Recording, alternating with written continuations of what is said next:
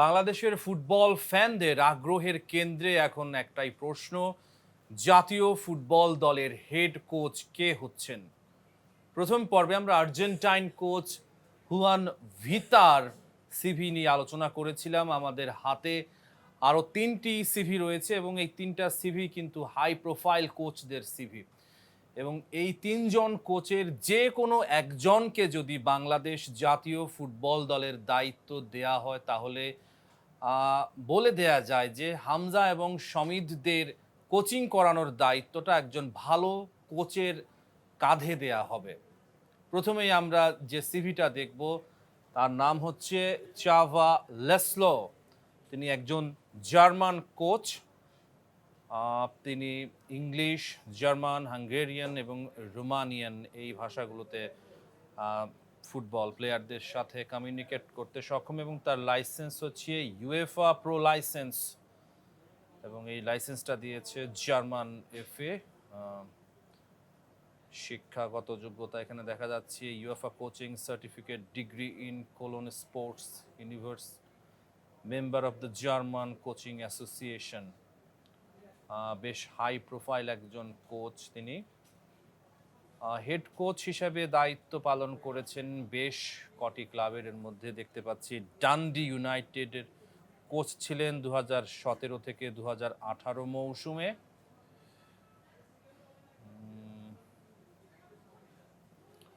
এবং হাঙ্গেরি জাতীয় ফুটবল দলের দায়িত্ব পালন করেছেন তিনি। সেই অভিজ্ঞতা তার রয়েছে, তবে তখন তিনি ছিলেন সহকারী কোচের ভূমিকায় তিনি ছিলেন যখন হাঙ্গেরি জাতীয় ফুটবল দলের দায়িত্ব তিনি সামলেছেন এবং সেই দায়িত্ব তিনি ছিলেন সহকারী কোচের ভূমিকায়। 2003 থেকে 2006 সাল পর্যন্ত হাঙ্গেরি জাতীয় ফুটবল দলের সাথে যুক্ত ছিলেন চাভা লেসলো এবং তার অধীনে হাঙ্গেরি বিশ্বকাপ ফুটবল বাছাইয়ের ম্যাচগুলো খেলেছিল 2003 থেকে 2006 সাল পর্যন্ত। এবং চাভা লেসলোর কোচিং ক্যারিয়ারের আরও একটা বড় দিক হচ্ছে তিনি ইন্ডিয়ান সুপার লিগের দল চেন্নাইয়ান এফসির হেড কোচ হিসেবে দায়িত্ব পালন করেছেন 2020 এবং থেকে 2020-21 মৌসুমে, অর্থাৎ উপমহাদেশের দলগুলোকে কিভাবে সামলাতে হয় এবং সেই প্লেয়ারগুলোকে কিভাবে সামলাতে হয় তার একটা অভিজ্ঞতা তার কিন্তু রয়েছে, যেহেতু তিনি চেন্নাইয়ান এফসির কোচ হিসাবে দায়িত্ব পালন করেছেন। একটা মৌসুম তিনি কোচ ছিলেন, সেহেতু বোঝা যাচ্ছে যদি বাংলাদেশ জাতীয় ফুটবল দলের হেড কোচের দায়িত্ব তাকে দেয়া হয় তাহলে উপমহাদেশের যে খেলোয়াড় রয়েছে যেহেতু তাদের কোচিং করানোর তার অভিজ্ঞতা রয়েছে এর আগে, তাহলে বাংলাদেশের যে যারা প্লেয়ার রয়েছে তাদেরকে কোচিং করাতে খুব একটা তার সমস্যা হবে না। এখন দেখে নেব যে তিনি কোন ফরমেশনে আসলে তার দলকে খেলিয়ে থাকেন।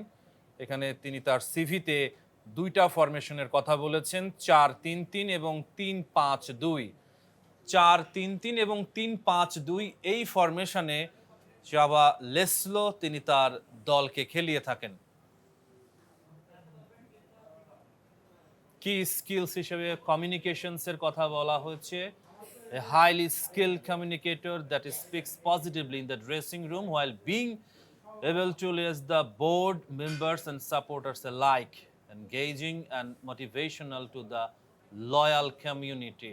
অর্থাৎ ড্রেসিং রুমে খেলোয়াড়দেরকে কিভাবে উদ্বুদ্ধ করতে হবে সেই কৌশলটা চাভা লেসলোর জানা আছে এবং তার সিভিতে তার এই গুণটার কথা তিনি উল্লেখ করেছেন। লিডারশিপের কথা একটা সেকশনে আছে, has the ability to motivate, encourage and manage the players and the staff. প্লেয়ারদেরকে এনকারেজ করতে পারেন, মোটিভেট করতে পারেন। একটা টুর্নামেন্টে যখন খেলোয়াড়রা খেলতে যায় বা একটা ম্যাচের আগে অথবা কোনো ম্যাচ চলাকালীন ড্রেসিং রুমে প্লেয়ারদেরকে তিনি মোটিভেট করতে পারেন। Willing to lead from the front and create ongoing loyalty, commitment and effort from all employees. এবং চাভা লেসলো তিনি তার দলকে সামনে থেকে নেতৃত্ব দিতে পছন্দ করেন। আপনারা জানেন যে একটা ফুটবল দলে কোচের ভূমিকা অনেক বিশাল হয়ে থাকে। সবকিছু তিনি মূলত সাজিয়ে থাকেন গেম প্ল্যান থেকে কোন ম্যাচে কোন একাদশটা খেলবে, কোন ফরমেশনে দল খেলবে সবকিছু তিনি ঠিক করেন এবং চাবা লেসলো তিনি তার সিভিতে জানিয়েছেন লিডিং ফ্রম দ্য ফ্রন্ট অর্থাৎ দলকে সামনে থেকে নেতৃত্ব দিতেই পছন্দ করেন তিনি। Personal management, social aware of needs and physiological of players and staff analysis করে থাকেন। স্কাউটিং, এখানে একটা সেকশন রয়েছে scouting ability to use more than 20 years of experience in the professional football to use an international network for using a global scouting and recruitment। তিনি স্কাউটিংটাও করে থাকেন এবং তিনি বলছেন তার 20 বছরের অভিজ্ঞতা রয়েছে এখানে এবং বাংলাদেশের যে অরিজিন ফুটবলাররা বিশ্বব্যাপী ছড়িয়ে রয়েছেন যদি চাবা লেসলো তাকে কোচের দায়িত্ব দেওয়া হয় তাহলে বাফুফে হয়তো এক্ষেত্রেও তাকে কাজে লাগাতে পারে যে বাংলাদেশের যে অরিজিন প্লেয়াররা বিশ্বব্যাপী ছড়িয়ে রয়েছেন তাদেরকে খুঁজে বের করা, তারা আসলে জাতীয় দলকে রিপ্রেজেন্ট করার মতো কিনা বা তারা আসলে জাতীয় দলের সাথে একসাথে বাংলাদেশ জাতীয় ফুটবল দলের সাথে এক হয়ে খেলতে পারবে কিনা সেটাও কিন্তু তিনি বের করে নিতে পারবেন। Structure and delegation, able to create a structure in the staff while managing transfer period, willing to delegate while returning full football department, tactical ability to evaluate, implement tactical action. শাহবা লেসলো এরপরে তার যে সিভিটা বাফুফেতে জমা দিয়েছেন সেখানে আমরা দেখতে পাচ্ছি যে কিছু খেলোয়াড়ের প্রোফাইল রয়েছে যাদেরকে শাহবা লেসলো তিনি কোচিং করিয়েছেন। এর মাঝে সবচেয়ে বড় নামটা হচ্ছে মার্সেল ইয়ানসেন, তাকে কোচিং করানোর অভিজ্ঞতা রয়েছে এই কোচের এবং মার্সেল ইয়ানসেন জার্মানির হয়ে অনেকগুলো ম্যাচ খেলেছেন এবং 2006 সালে বিশ্বকাপে জার্মানির একজন গুরুত্বপূর্ণ সদস্য ছিলেন যে বিশ্বকাপে জার্মানি তৃতীয় হয়েছিল এবং কোয়ার্টার ফাইনালে আর্জেন্টিনাকে টাই ব্রেকারে হারিয়েছিল। মার্সেল ইয়ানসেলের প্রোফাইল দেখতে পাচ্ছেন এখানে।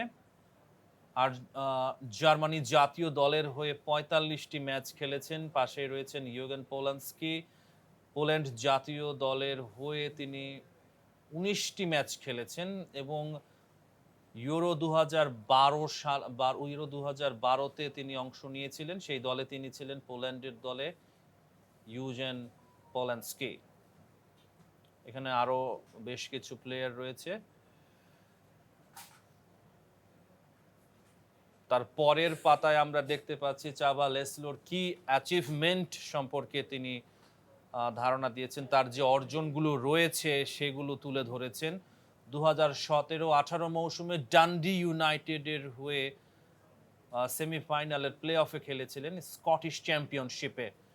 2016-17 মৌসুমে ডিএসসি 1904 হয়ে সেই দলটিকে তিনি রেলিগেশন থেকে টপ মিডিয়াম টিমে পরিণত করেছিলেন এবং ষষ্ঠ হয়েছিল সেই দলটা। চাবা লেসলো জাতীয় দলের দায়িত্ব সামলেছেন লিথুয়ানিয়া, উগান্ডা এবং হাঙ্গেরির সহকারী কোচ ছিলেন, যেটা জানিয়েছিলাম। এরপরে রয়েছে তার পার্সোনাল অনার্স এবং সাফল্য যেগুলো রয়েছে। Manager of the year Scottish Premiership 2008-9 মৌসুমে স্কটিশ প্রিমিয়ারশিপের ম্যানেজার অফ দ্য ইয়ার হয়েছিলেন।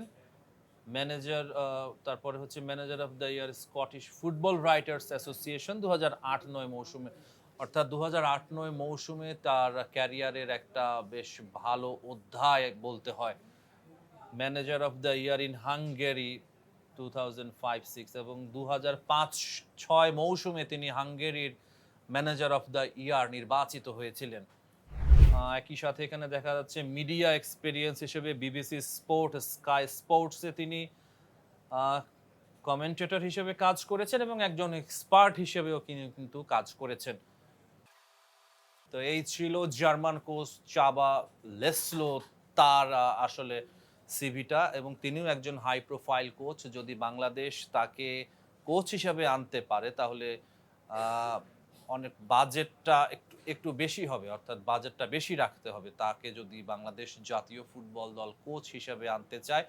এছাড়াও আমাদের হাতে রয়েছে আরও দুজন হাই প্রোফাইল কোচের সিভি, যারা বাফুফের শর্ট লিস্টে রয়েছে। তো এবার আরও একটি সিভি আমরা দেখতে চাই। এবার আমরা যে সিভিটি দেখব সেটি হচ্ছে আন্তোনিও কনসেইসাও, এবং বেশ হাই প্রোফাইল একজন কোচ। তার সিভিটা এখন দেখতে পাচ্ছি আমরা। তিনি পর্তুগালের কোচ এবং প্লেয়িং ক্যারিয়ারও তার যথেষ্ট সমৃদ্ধ। ১৯৭২ থেকে ১৯৮০ সাল পর্যন্ত এসসি ব্রাগার হয়ে খেলেছেন, এবং আবার আরেক দফায় ১৯৭২ থেকে ১৯৮০, হ্যাঁ ১৯৭২ থেকে ১৯৮০ পর্যন্ত এসসি ব্রাগার হয়ে খেলেছেন প্রথম বিভাগ লিগে।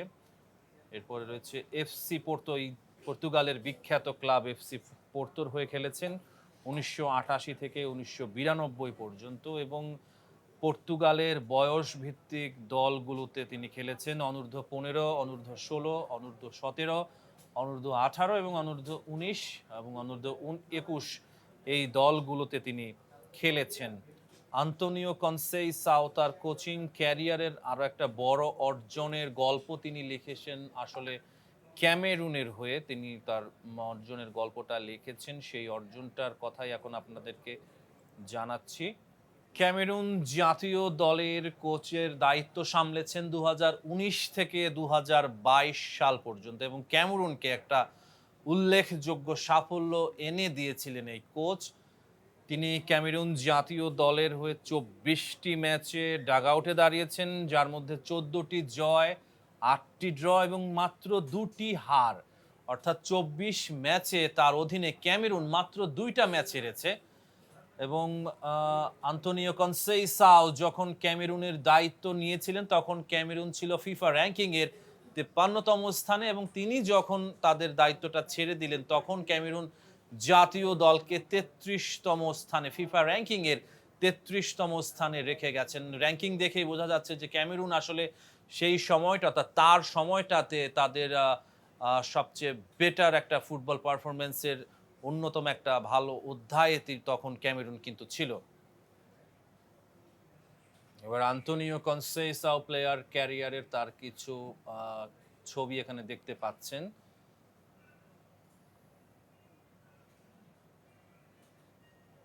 তার পরের পাতাটিতেই রয়েছে কনসেইসাওয়ের কোচিং ক্যারিয়ারের ডিটেলসটা এখানে রয়েছে। ২০০৩-০৪ সাল, অর্থাৎ ২০০৩-০৪ মৌসুমে তিনি প্রথম তার কোচিং ক্যারিয়ারটা শুরু করেছিলেন। নাভাল 1 ডিগ্রি মায়োর হয়ে তিনি কোচের দায়িত্ব শুরু করেছিলেন। এসসি ব্রাগার বি টিমের দায়িত্ব সামলেছেন এই কোচ। তবে তার কোচিং ক্যারিয়ারের সবচেয়ে বড় অর্জনটা আসলে এসেছে ক্যামেরুন জাতীয় দলের হয়ে। ২০১৯ থেকে ২০২২ সাল পর্যন্ত ক্যামেরুনের হেড কোচ ছিলেন কনসেইসাও। এখানে আমরা দেখতে পাচ্ছি যে তিনি ৭টি অফিসিয়াল টাইটেলস জিতেছেন কোচ হিসেবে, এবং ৩টি দলকে রেলিগেশন থেকে উন্নত করেছেন, প্রমোশন এনে দিয়েছিলেন। ৩টা দলকে ফার্স্ট লিগে খেলার যোগ্যতা অর্জন করতে সাহায্য করেছিলেন। রোমানিয়াতে ২টি ক্লাব শিরোপা জিতেছেন কোচ হিসেবে। পর্তুগিজ সেকেন্ড ডিভিশনে ২বার চ্যাম্পিয়ন হয়েছেন।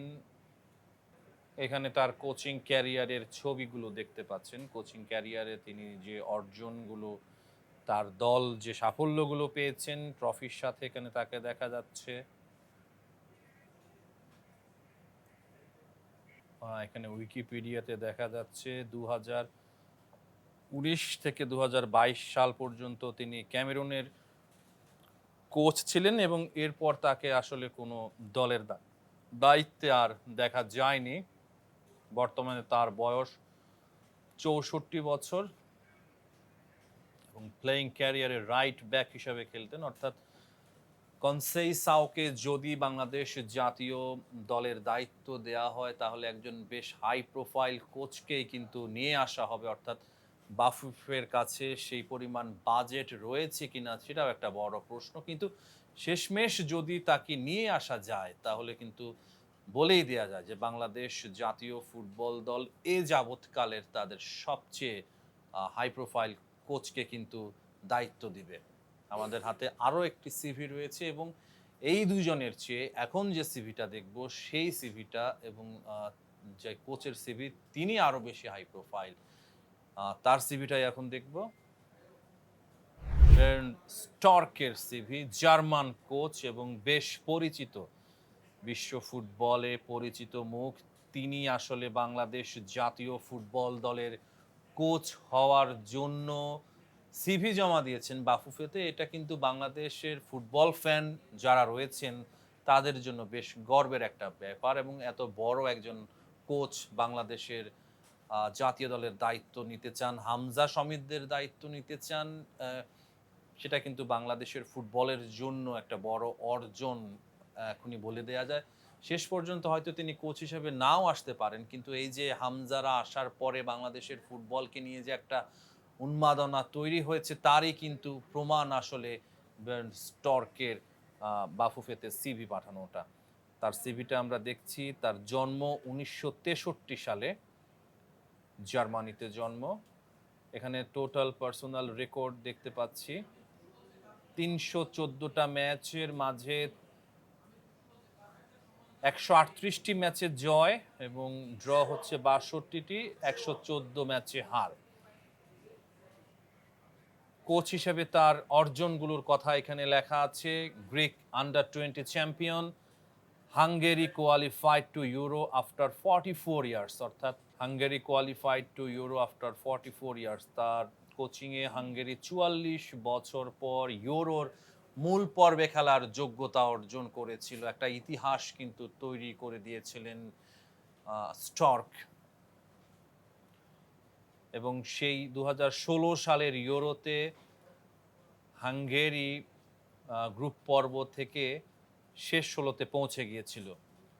তারপরে যে অর্জনটির কথা বলছেন 2015 সালে হাঙ্গেরি অনূর্ধ্ব 20 দলকে, অর্থাৎ অনূর্ধ্ব 20 বিশ্বকাপের কথা বলছেন, যেখানে হাঙ্গেরি রাউন্ড অফ 16-এ পৌঁছে গিয়েছিল এবং 4 বার বেলজিয়ান দলকে রেলিগেশন থেকে রক্ষা করেছিলেন তিনি। তারপরে তার সিভিতে যেটা সেকশন দেখতে পাচ্ছি, structure and approaches, game philosophy, training concept, performance diagnostic এবং athletic improvements. Game philosophy, guidelines রয়েছে এখানে, প্লে স্টাইল রয়েছে, ম্যাচ প্রিপারেশন, ম্যাচ প্ল্যান, কোনো ম্যাচের আগে প্রিপারেশনটা কেমন হবে সেই ম্যাচের প্ল্যানগুলো তৈরি করা, সেই সম্পর্কে ধারণা দেয়া আছে। গাইডলাইন্সের একটা সেকশন দেখতে পাচ্ছি এখানে, যে গুণগুলোর কথা বলা হচ্ছে, দক্ষতার কথা বলা হচ্ছে, confident, active, pass quality, control, fast and dynamic, targeted, pressing, creativity, one versus one, এবং সবার উপরে যার কথা বলা হচ্ছে যেটা হচ্ছে টিম স্পিরিটের বিষয়টি বেশ গুরুত্ব দিয়ে থাকেন এই কোচ। বের্ন স্টর্ক তিনি তার দলকে কোন ফরমেশনে খেলিয়ে থাকেন? তিনি তার সিভিতে 3টি ফরমেশনের কথা বলেছেন, 4-3-3, 3-4-3 এবং 3-5-2। এই 3টি ফরমেশনে তিনি তার দলকে খেলিয়ে থাকেন। গেম প্রিপারেশনের একটা সেকশন রেখেছেন তিনি, অর্থাৎ কোনো ম্যাচের আগে দল কিভাবে প্রস্তুত হবে সে সম্পর্কে একটা ধারণা দিয়েছেন। Detailed information from the opponent, individual position informations and videos, box player, tactical team informations and videos, penalty, shoot, offensive build up, offensive corner। তারপরে একটা সেকশন দেখতে পাচ্ছি ট্যাকটিক্যাল প্রিপারেশন, ট্যাকটিক্যাল প্রিপারেশনটা কেমন হবে সেই সম্পর্কে একটা ধারণা এখানে তিনি দিয়েছেন। ডিফেন্সিভ, সেট পিসেস এবং অফেন্সিভ এই সম্পর্কে ধারণা দিয়েছেন। ডিফেন্সিভ কর্নার তখন আসলে কৌশলটা কেমন হবে, একটা হচ্ছে অফেন্সিভ ফ্রি কিক, এখানে কৌশলটা কেমন হবে সেই সম্পর্কে ধারণা দিয়েছেন। ডিফেন্সিভ ফ্রি কিক সেন্টার এবং অফেন্সিভ ফ্রি কিক এই সম্পর্কেও ধারণা দিয়েছেন। এরপর যে সেকশনটি রয়েছে ট্রেনিং কনসেপ্ট সম্পর্কে ধারণা দিয়েছেন। ইন্ডিভিজুয়াল ট্রেনিং হতে পারে, কগনিটিভ ট্রেনিং, ইন্ডিভিজুয়াল ট্যাকটিক্স নিয়ে কাজ করবেন প্লেয়ারদের সাথে, টেকনিক ট্রেনিং এবং টিম ট্রেনিংটা হবে দুই ধাপের কথা বলছেন, গ্রুপ এবং টিম। গ্রুপ হিসেবেও ট্রেনিং হতে পারে অথবা টিম হিসেবেও হতে পারে। দুই রকম ট্রেনিংয়ের কথা বলছেন, অফেন্সিভ এবং ডিফেন্সিভ, সেই সম্পর্কে ধারণা দিয়েছেন। উইকলি প্রোগ্রামের কথা বলা হয়েছে তারপরে সেকশনে, এবং সাপ্তাহিক একটা প্রোগ্রামের ধারণা দিয়েছেন। কোন দিন কি করবেন প্লেয়াররা, কয়টার সময় ট্রেনিংয়ে আসবেন, তারপরে কখন খাবার নেবেন, লাঞ্চ টাইমটা কখন হবে, সব কিছুর একটা ডিটেলস এখানে দেখতে পাচ্ছি। এর পরের সেকশনে বলা হচ্ছে পারফরমেন্স ডায়াগনস্টিক ল্যাকটেট টেস্ট হবে। জিপিএস সিস্টেম রয়েছে, তিনি জিপিএস সিস্টেম দিয়ে কাজ করে থাকবেন এবং হার্ট রেট সিস্টেম, এই দুটো সিস্টেম থেকে জিপিএস এবং হার্ট রেট এই দুটি ডেটা তিনি কালেক্ট করবেন। Splint lactate test, lactate level টেস্টের কথা এখানে বলা হচ্ছে এবং সেখান থেকে এগুলো অ্যানালাইজ করে ডাটাগুলো তিনি কালেক্ট করবেন।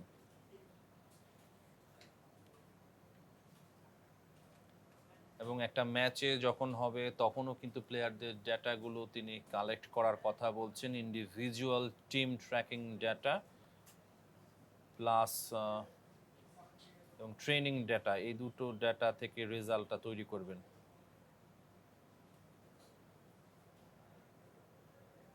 অ্যাথলেটিক ইমপ্রুভমেন্টস, একজন প্লেয়ার আসলে কিভাবে তার উন্নতিটা করতে পারেন সেই সম্পর্কে এখানে ধারণা দিয়েছেন।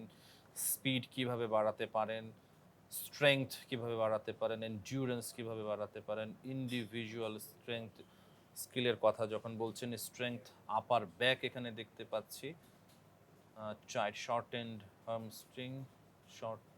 হ্যামস্ট্রিং, রেস্ট্রিক্টেড অ্যাঙ্কেল মোবিলিটি, অর্থাৎ একজন অ্যাথলিট কিভাবে তিনি ম্যাচের জন্য ভালো শেপে থাকতে পারেন সেই বিদ্যাটা কিন্তু তিনি তার খেলোয়াড়দেরকে দিয়ে থাকেন। এখানে দেখতে পাচ্ছি ইন্ডিভিজুয়াল প্রোগ্রাম, অর্থাৎ খেলোয়াড়দেরকে 1-to-1 নিয়েও কাজ করে থাকেন এই কোচ, যেটা আগেই দেখেছিলাম। Strength upper back, shortened hamstring,